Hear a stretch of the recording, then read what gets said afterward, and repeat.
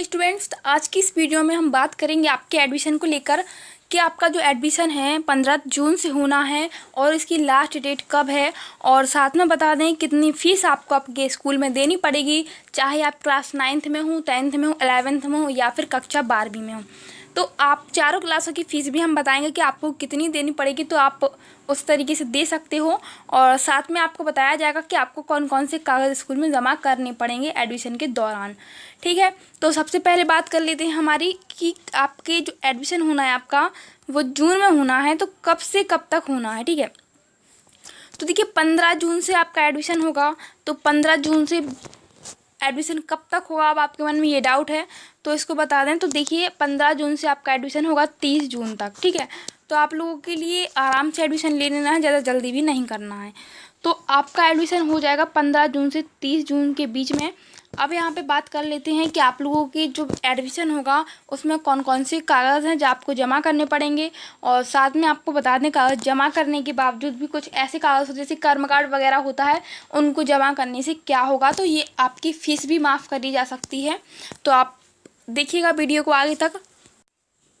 तो अब आप लोगों के लिए मैं बताने वाली हूँ कि आपको कौन कौन से दस्तावेज जमा करने हैं, कौन कौन से डॉक्यूमेंट्स, कौन कौन से कागज़ जो कि आपको आपके विद्यालय में जमा करना है।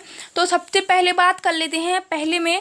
तो देखिए सबसे पहले आप सभी को भी पता होगा कि जो आपका प्रवेश फॉर्म होता है वह प्रत्येक विद्यालय में जमा होता है, सबसे पहले होता है। तो आप लोगों के लिए वह स्कूल से ही मिल जाएगा या फिर किसी भी दुकान पर मिल जाएगा कंप्यूटर। ठीक है, तो आप लोग को क्या करना है, या तो आप दुकान से खरीदिएगा या अपने विद्यालय से भी ले सकते हैं उसको। अब इसके बाद बात करें सेकंड नंबर पर, तो आप लोगों के लिए यहाँ पर जो आपने परीक्षा उत्तीर्ण की है उसकी अंक सूची बतानी है। आप कौन सी विगत 2 वर्ष की, मतलब जैसे कि आप क्लास 11वीं के एडमिशन ले रहे हैं तो 9th एवं 10th की मार्कशीट आपको देनी पड़ेगी। और 12वीं में एडमिशन ले रहे हैं तो आप लोगों के लिए जमा क्या करनी पड़ेगी, जो आपकी 11वीं एवं 10वीं की है। तो अब आपको बता दें कि आप लोगों के पास अगर नहीं है, जिसके पास अभी तक मार्कशीट नहीं पहुंची है, तो वह विद्यालय से आपको दे दी जाएगी। तो आप लोग जाइएगा और विद्यालय से अपनी मार्कशीट भी ले लीजिएगा, साथ ही साथ आपका जो फॉर्म है उसको जमा कर सकते हैं। अब इसके बाद बात करें स्थानांतरण प्रमाण पत्र टीसी की, तो ये केवल आप लोगों के लिए नहीं लेना पड़ेगा, ये क्लास 10th 11th एवं 12th को नहीं चाहिए पड़ेगा।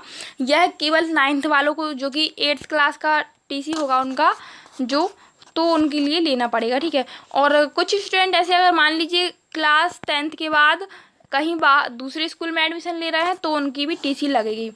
और इसके बाद बात कर लेते हैं स्थानांतरण प्रमाण पत्र, आप समझ सकते हो। ठीक है, उसके बाद बात करते हैं जाति प्रमाण पत्र की। तो जाति प्रमाण पत्र होता है जो आप लोग के सभी के पास होगा, तो या तो स्वयं का जमा कर दीजिए, अगर आपका खुद का नहीं है तो आप आपके घर में जिसका भी हो, जैसे पापा वगैरह का, तो आप कर सकते हो। ठीक है, अब इसके बाद बात करते हैं निवास प्रमाण पत्र की। तो निवास प्रमाण पत्र से यहाँ पर आप लोग के लिए बता, अगर आप जिस विद्यालय में पढ़ाई कर रहे हो और उसी गांव के या शहर के जहाँ से आप पढ़ रहे हो वहीं के हैं, तो आपको इसकी ज़रूरत नहीं पड़ेगी, मतलब इतनी इम्पोर्टेंट नहीं है इसकी। अगर आप किसी बाहर गांव से आते हो पढ़ने के लिए दूसरे स्कूल में, कि आपके यहाँ पर अगर स्कूल नहीं है तो आपको निवास प्रमाण पत्र देना पड़ेगा। लेकिन अगर आप वहीं के विद्यार्थी हो जहाँ आप पढ़ रहे हो तो आपको कोई भी निवास प्रमाण पत्र नहीं देना पड़ेगा, या फिर इसे हम आवास प्रमाण पत्र भी कह सकते हैं।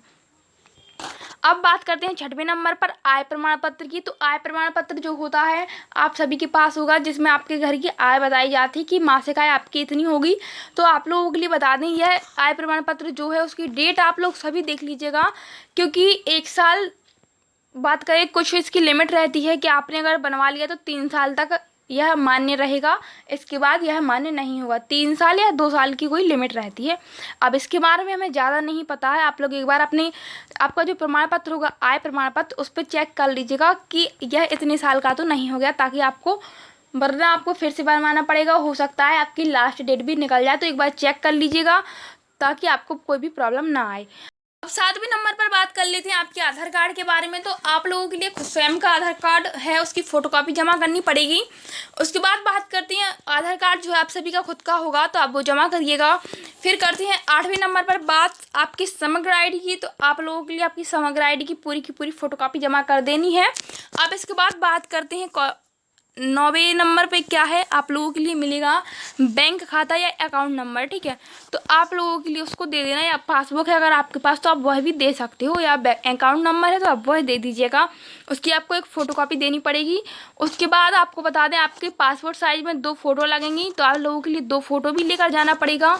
जो कि सारा फॉर्म है आपको उसके ऊपर लगानी पड़ेंगी। ठीक है, अब 11वें नंबर पर बात करें अगर, तो देखिए यहाँ पर अगर आप लोगों का कोई विकलांग प्रमाण पत्र है, यह उनके लिए है जो 40% से अधिक है। ठीक है, यदि लागू है वह, तो आप लोग क्या कर सकते हो, उसको भी जमा कर सकते हो। उसके बाद बात कर, इससे क्या होगा, अगर आप यह प्रमाण पत्र जमा करते हो विकलांग प्रमाण पत्र, इससे आप लोगों के लिए प्रॉफिट मिलेगा सरकार द्वारा, जो कि आपको स्कूल के माध्यम से मिल जाएगा।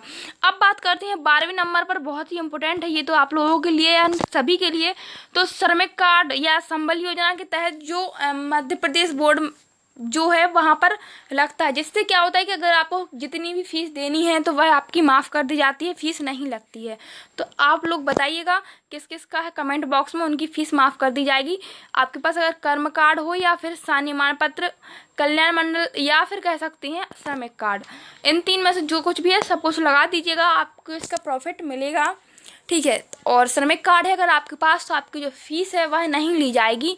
और छात्रवृत्ति फॉर्म भी साथ में लगाएं। तो छात्रवृत्ति फॉर्म जो होता है आप सभी जानते हैं, जिससे आपके अकाउंट में पैसे आते हैं, जो कि आपको स्कूल द्वारा मिल जाएगा।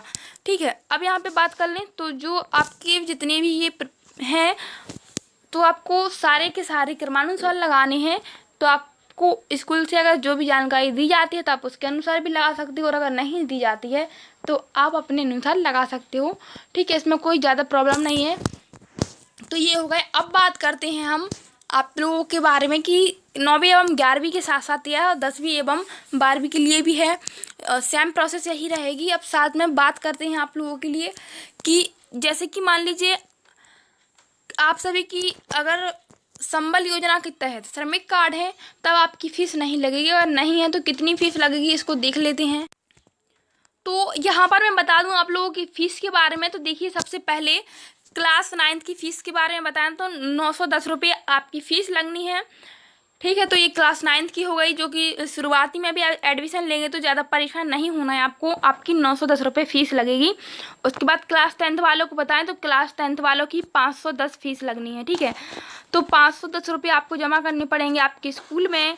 अब इसके बाद क्लास 11th की बात की जाए तो क्लास 11th वाले स्टूडेंट के लिए केवल और केवल 670 रुपये जमा करने पड़ेंगे, और अगर आपका श्रमिक कार्ड है किसी का भी तो आपको वो भी नहीं करने पड़ेंगे। ठीक है, तो 670 हो गए क्लास 11th वालों के लिए। अब बात करते हैं क्लास 12th की। तो क्लास 12th के जो स्टूडेंट्स हैं उनको 570 रुपये अपनी फ़ीस देनी पड़ेगी एडमिशन के लिए।